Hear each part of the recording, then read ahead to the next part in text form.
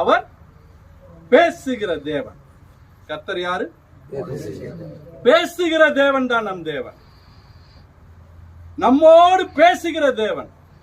அவர் தேவனாய் இருந்தாலும் மனிதர்களோடு சகஜமாக ஏழை பணக்கார என்ற வித்தியாசம் பாராமல் நம்மளோடு பேசுகிற தேவன் தான் இயேசு கிறிஸ்து.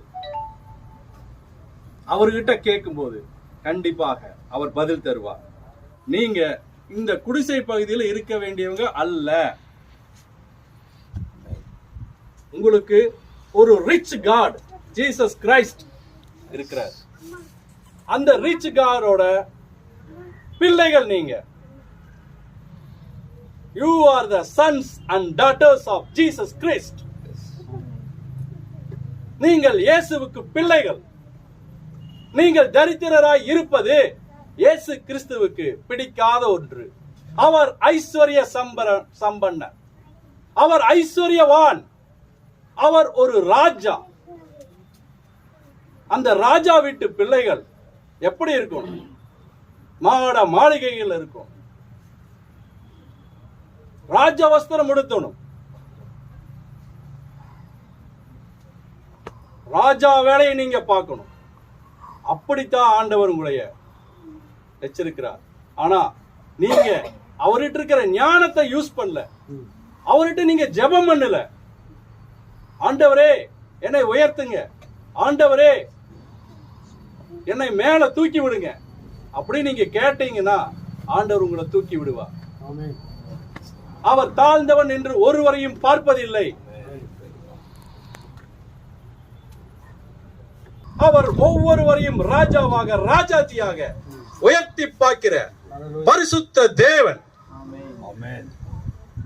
அவர் பரிசுத்த. அவர் நம்மை ராஜாவாக அழகு பார்க்கிற தேவன். நீங்க ஜெபிக்கணும், நீங்க அவரை துதிக்கணும், நீங்க அவரை ஆராதிக்கணும். ஆடு மேய்த்துக் கொண்டிருந்த தாவீது ராஜாவாக மாறியது உண்மையானால்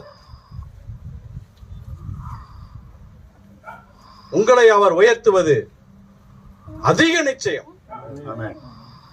நமக்கு இது போதும், நம்மெல்லாம் எங்க பெரிய ஆள் ஆகிறது அப்படி நினைச்சீங்கன்னா ஒருபோதும் நீங்க பெரிய ஆள் ஆகவே முடியாது. எவன் ஒருவன் எதை அதிகமாய் சிந்திக்கிறானோ அவனே வெற்றி பெறுவான். எனக்கு இது போதும் அப்படின்னு நீங்க இருந்தீங்கன்னா இதே லெவல்ல தான் இருக்க முடியும். என்னுடைய ராஜா பெரிய ராஜா, அவர் எனக்கு எல்லாம் தருவாரு சொல்லி விசுவாசிச்சு அவர்கிட்ட நீங்க ஜெபம் பண்ணீங்கன்னா ஆண்டவர் உங்க நிலைமையை மாற்றுவார். நீங்க ஜெபிச்சு பாருங்க, உங்க நிலைமை தலைகீழாய் மாறும். இந்த கட்டடங்கள் எல்லாம் நல்லா பெரிய லெவலுக்கு மாறும், குடிசை பகுதியா இருக்காது. நீங்க ஜெபம் பண்ணுங்க, உங்க நிலைமையை நினைக்காதீங்க. தாவீது அவனுடைய நிலைமையை நினைக்கவே இல்லை, ஆடு மேய்த்துக் கொண்டிருந்ததை நினைக்கவே இல்லை. தானாக உயர்த்தப்பட்டான். என்ன காரணம்? அவன் எப்போதும் ஆண்டவரை துதித்துக் கொண்டே இருந்தான். எப்போதும் சுர மண்டலங்களால் ஆண்டவரை துதித்துக் கொண்டே இருந்தான். எவ்வேளையும் எந்நேரமும் ஆண்டவரை துதித்துக் கொண்டே இருந்தான். துதித்து துதித்து அவன் உயர்த்தப்பட்டான். நீங்களும் அது போல மாறுவீர்கள். ஆண்டவரை நன்றாக துதியுங்கள். நல்ல பாட்டு பாடி வீட்டுல நல்லா டான்ஸ் ஆடி ஆண்டவரை ஆராதிங்க. அவர் உங்களை உயர்த்துவார். ஆராதிக்கிறவனுக்கு ஆண்டவர் உயர்ந்த அடைக்கலத்தை தருவார்.